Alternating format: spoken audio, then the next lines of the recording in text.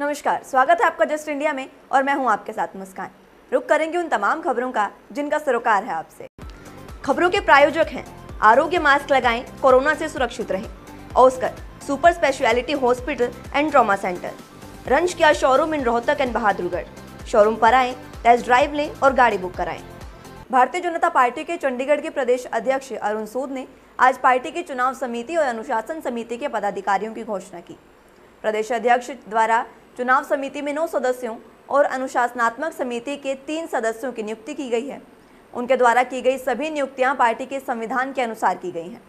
गौरतलब हो कि इन सभी नियुक्तियों के लिए पार्टी की 30 अगस्त को हुई प्रदेश स्तर की कार्य समिति में सर्वसम्मति से प्रदेश अध्यक्ष अरुण सूद को अधिकृत किया गया था कि वे पार्टी के संविधान के अनुसार इन दोनों कमेटियों के सदस्यों की नियुक्ति करें। चुनाव संचालन समिति में पार्टी के प्रदेश अध्यक्ष अरुण सूद समिति के चेयरमैन होंगे, जबकि सांसद किरण खेर, संगठन महामंत्री दिनेश कुमार, पूर्व प्रदेश अध्यक्ष संजय टंडन, प्रदेश उपाध्यक्ष आशा जायसवाल, प्रदेश महामंत्री चंद्रशेखर और रामबीर भट्टी, महिला मोर्चा की प्रदेश अध्यक्ष सुनीता धवन और अनुसूचित जाति मोर्चा के प्रदेश अध्यक्ष कृष्ण कुमार इसके सदस्य होंगे। इसके अलावा 3 सदस्यीय समिति में प्रदेश अध्यक्ष अरुण सूद ने रघुवीर लाल अरोड़ा, जो कि पार्टी के वरिष्ठ कार्यकर्ता हैं, उनको कमेटी का चेयरमैन नियुक्त किया है। इसके अलावा हितेश पंडित और जगजोत सिंह, जो कि पेशे से वकील हैं, प्रदेश अध्यक्ष अरुण सूद ने नियुक्त किया है। महम और आसपास के गांवों में खराब हुई कपास की फसल का जायजा लेने विधायक बलराज कुंडू पहुंचे। फसल का जायजा लेने के बाद उन्होंने किसानों को मुआवजे के सिलसिले में मुख्यमंत्री मनोहर लाल और कृषि मंत्री को बाकायदा पत्र भी लिखा, जिसमें उन्होंने सरकार से कपास उत्पादक किसानों को 50,000 रुपये प्रति एकड़ मुआवजा देने की बात कही।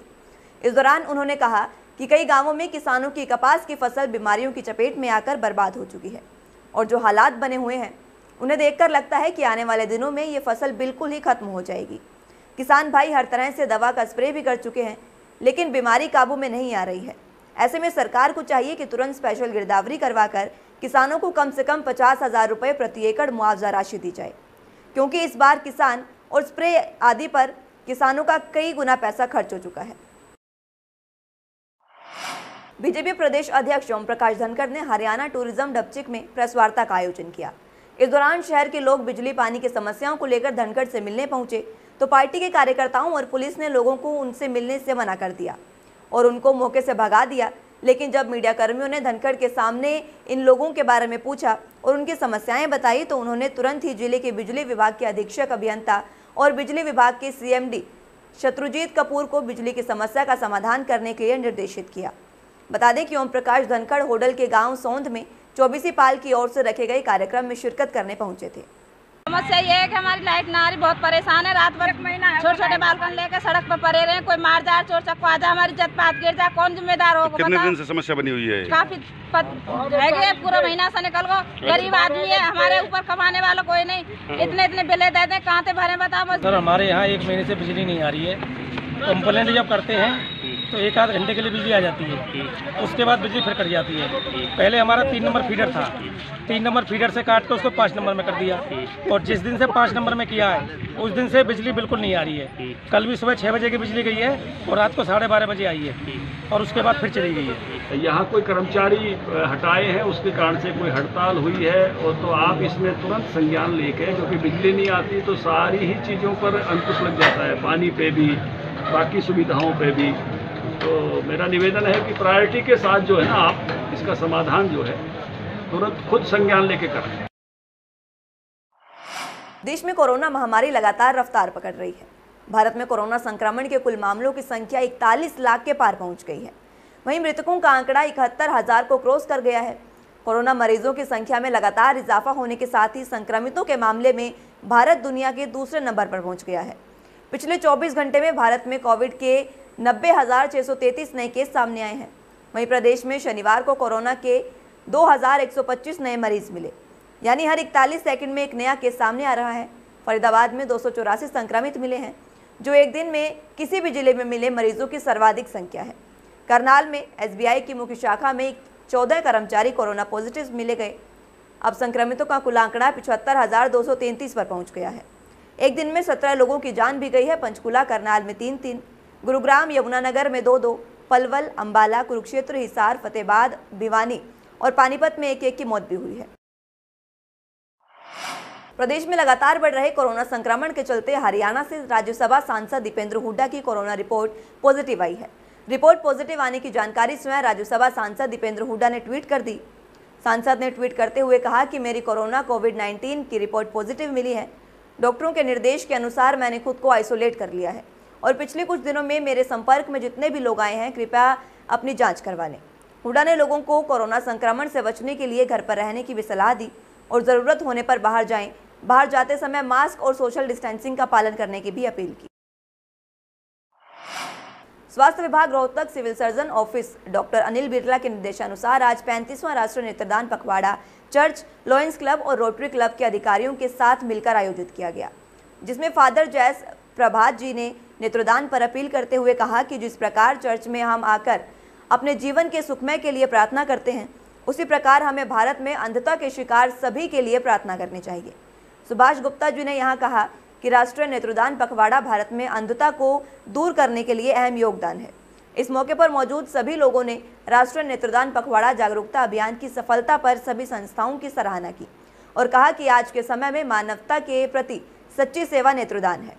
The 35th National Eye Donation Camp, I would request all the people to extend your generosity towards the people who cannot see this world. Nearly 285 millions of people who are affected with eye-related problems. And millions of people can't see this world, the beautiful world that we enjoy.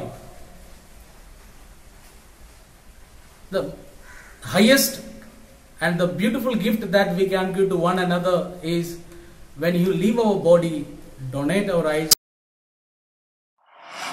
Private schools welfare association Kurukshetra की ओर से हरियाणा विद्यालय शिक्षा board Bhiwani के chairman Jagbir Singh के लिए सम्मान समारोह का आयोजन किया गया। इस अवसर पर private school welfare association Kurukshetra की ओर से हरियाणा विद्यालय शिक्षा बोर्ड भिवानी के चेयरमैन के समक्ष बोर्ड से संबंधित अपनी समस्याएं, मांगे और विचार रखे गए। हरियाणा विद्यालय शिक्षा बोर्ड भिवानी के चेयरमैन जगबीर सिंह ने पत्रकारों से बातचीत में कहा कि गीता की पावन धरती पर कुरुक्षेत्र के प्राइवेट स्कूल वेलफेयर एसोसिएशन के द्वारा ये कार्यक्रम आयोजित किया गया, जिसमें उन्होंने अपनी कुछ मांगे रखी हैं, जैसे कि सीबीएसई बोर्ड की तर्ज पर हरियाणा बोर्ड में कंपार्टमेंट हो। वहीं ऑनलाइन पढ़ाई के सवाल पर बोले कि ऑनलाइन पढ़ाई होने के बावजूद भी 80% रिजल्ट ठीक आए हैं। कंपार्टमेंट विषय पर भी चर्चा करेंगे कि 2 विषयों में कंपार्टमेंट हो। वहीं कोरोना महामारी के चलते पेरेंट्स की अनुमति से ही स्कूल खोले जा सकते हैं और 25% पर टीचर्स को ही स्कूल में बुलाया जा सकता है। क्षेत्र की जो प्राइवेट स्कूल एसोसिएशन है, उन्होंने ये कार्यक्रम रखा था। उसमें उनकी कुछ मांगे थी कि भी एक विद्यार्थी को 3 कंपार्टमेंट की चांस मिलने चाहिए। तो बोर्ड ने उनकी बात को मानते हुए कि भी एक विद्यार्थी को एक चांस जुलाई में मिले, एक सितंबर में मिले और मार्च में मिले, ताकि उस बच्चे को 11वीं क्लास में बैक ना लगे, उसका 1 साल बच जाए। ये उनकी मांग थी, अच्छी मांग थी, तो उसको मान लिया गया। समस्याओं के बारे में अवगत कराया। चेयरमैन साहब ने बहुत ही सौहार्दपूर्ण वातावरण में हमारी मैक्सिमम मांगों को माना है और 2 सब्जेक्ट में जो कंपार्टमेंट है उसके ऊपर भी हमें आश्वासन दिया है कि उसके विषय में हम बोर्ड की मीटिंग में या आपस में विचार विमर्श करके हो सके 2 पेपरों में भी कंपार्टमेंट जैसे सीबीएसई में है करने की कोशिश। इंदौरी के गांव बूढ़नपुर खालसा के करीब 9 दिन पूर्व दर्ज हुए मारपीट के मामले में आरोपियों की गिरफ्तारी नहीं होने से पीड़ित पक्ष ने एसएचओ के खिलाफ नारेबाजी करते हुए थाने में जमकर बवाल काटा। काफी देर तक एसएचओ के साथ गहमागहमी होने के बाद ग्रामीण शांत हुए और थाना प्रभारी को कार्रवाई करने के लिए 1 सप्ताह का समय दिया। इस दौरान उन्होंने कहा कि अगर 1 सप्ताह में आरोपियों की गिरफ्तारी नहीं की गई तो पूरे भारतवर्ष में आर्य आंदोलन करेंगे, जिसकी जिम्मेवारी प्रशासन की होगी। जिसके बाद थाना प्रभारी सतपाल सिंह ने ग्रामीणों को आश्वासन देते हुए आरोपियों को जल्द गिरफ्तार करने की बात कही। बता दें कि 29 अगस्त को गांव बूढ़नपुर के रहने वाले जसविंदर ने पुलिस को शिकायत दी थी कि 23 अगस्त को वो मंदिर के साथ लगती आंगनवाड़ी में हवन कर रहे थे। तभी वहां गांव का रहने वाला करमवीर आया और उसने उन्हें गालियां देना शुरू कर दिया। इसके बाद करमवीर ने अपने भाई धर्मवीर और भतीजे निशांत के साथ मिलकर जसविंदर के परिवार पर हमला भी किया, जिसमें जसविंदर के सर पर काफी चोट भी आई थी। पीड़ित पक्ष का आरोप है कि पुलिस ने अब तक आरोपियों को गिरफ्तार नहीं किया है, जिसके चलते उन्होंने आज थाने में पुलिस के खिलाफ नारेबाजी की। देखिए, मामला ये है मैंने कुछ हफ्ते पहले आर्य समाज का गठन किया था बुढ़नपुर खालसा में, और सारे आर्यों ने मिलकर के प्रण किया था कि प्रति सप्ताह हम यज्ञ करेंगे, हवन करेंगे। तो हवन 3 हफ्ते तो चला। चौथे हफ्ते में एक व्यक्ति जो अपराधी किस्म का व्यक्ति है, एक गुंडे टाइप व्यक्ति है, उसने आकर के विघन डाला। तो हमारे आर्यों ने हाथ पांव जोड़े उसके, लेकिन वो नहीं माना। जब वो नहीं माना तो नाली में से वो कीचड़ उठा करके हवन कुंड पे मारता है। वहाँ पे गांव के सरपंच, पंच और मुख्य व्यक्ति और आर्यगण सभी मौजूद थे। वहाँ पे करमवीर नाम के व्यक्ति ने आके हमारे ऊपर हमला किया। हमारे यज्ञ में उसने गंदे पदार्थ डाले और हमें जान से मारने की धमकी दी, और गांव वालों को वहाँ पे आने से वो चला गया वहाँ से। लेकिन थोड़ी ही देर के बाद वो हमारे घर पे आया और उसने हमारे ऊपर हमला किया, मेरे चाचा के ऊपर हमला किया, उस बचाव में हमारे ऊपर हमला किया। और वो अपराधी व्यक्ति हैं, पहले भी वो जमानत पे गांव में आए हैं। उन्होंने गांव में ही एक निर्दोष लड़के का कत्ल करके है जी। अब बुढ़नपुर में एक झगड़ा हुआ था और शिकायत प्राप्त हुई थी, उस पर मुकदमा दर्ज कर दिया था, जिसमें एक आरोपी को काबू कर लिया और एक बकाया उसको भी जल्दी काबू कर लेंगे। वो 2 भाई हैं, धर्मवीर और करमवीर, 2 ब्रदर हैं। उनका झगड़ा हुआ था गांव में, जिस पे FIR लॉन्च कर दी थी और करमवीर को अरेस्ट कर लिया था। अभी धर्मवीर की अरेस्ट बकाया, उसको भी जल्दी अरेस्ट कर लेंगे। प्रदेश भर में लगातार 84 दिनों से जारी पीटीआई अध्यापकों के धरना प्रदर्शन के चलते आज जिला रोहतक के सभी पीटीआई अध्यापकों ने पीटीआई संघर्ष समिति के जिला प्रधान रमेश और संदीप किशनपुरिया के नेतृत्व में लघु सचिवालय के समीप धरना प्रदर्शन किया, जिसकी अध्यक्षता नरेश लाकड़ा के नेतृत्व में हुई। रविवार होने की वजह से जहां सारे बाजार और ऑफिस बंद दिखाई दिए, वहीं दूसरी तरफ पीटीआई का जो शनिवार और रविवार को भी कम होने का नाम नहीं ले रहा।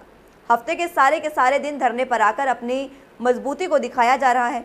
शिक्षक दिवस पर भी पीटीआई ने धरने पर बैठकर प्रदर्शन किया और सरकार के नकारात्मक रवैये के खिलाफ नारेबाजी की। 84 दिन से धरने पर बैठे अनशनकारियों ने बड़े ही अनुशासन से अपने धरने को सफल बनाया है। सरकार पीटीआई ही नहीं, किसानों के पीछे भी हाथ धोकर पड़ी है। किसानों को मुआवजे का भरोसा देकर भी मुकर रही है। इसी कड़ी में आने वाली 8 तारीख को जो CM सिटी करनाल में पीटीआई का जो भी प्रदर्शन था, वो अब 13 तारीख को होना सुनिश्चित हुआ है। सभी पीटीआई मुख्यमंत्री के शहर करनाल में अपनी मांगों को लेकर प्रदर्शन करेंगे और सरकार के कान खोलने का प्रयास करेंगे। खबरों के प्रायोजक थे Pramod trading company, tiles, sanitary ware, Ghanipura, Jhajjar road, Rohtak.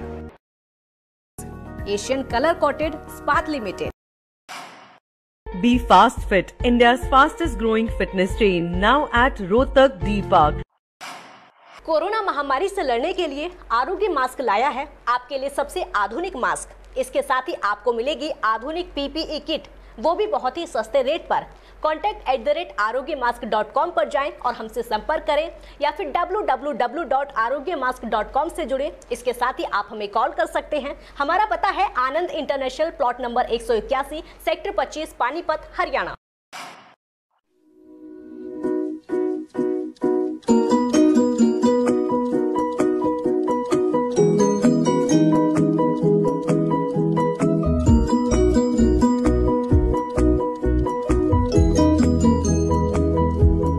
मेडिफिल international, 7 Sheetal complex, Subhash Nagar, Rohtak.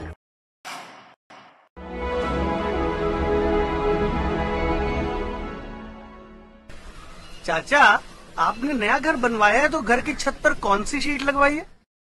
बेटा, मैंने अपने घर की छत पर एशियन शीट लगवाई है, क्योंकि वो कभी न मिटने वाले ओरिजिनल निशान की चादरें हैं। साथ में ISI का चिन्ह, 5 साल की वारंटी के साथ साथ पैसों का सही मूल्य देने वाली वही इकलौती शीट्स हैं। क्योंकि नाम नहीं, पहचान जरूरी है। फिलहाल के लिए इतना ही। जुड़े रहिए जस्ट इंडिया के साथ। नमस्कार।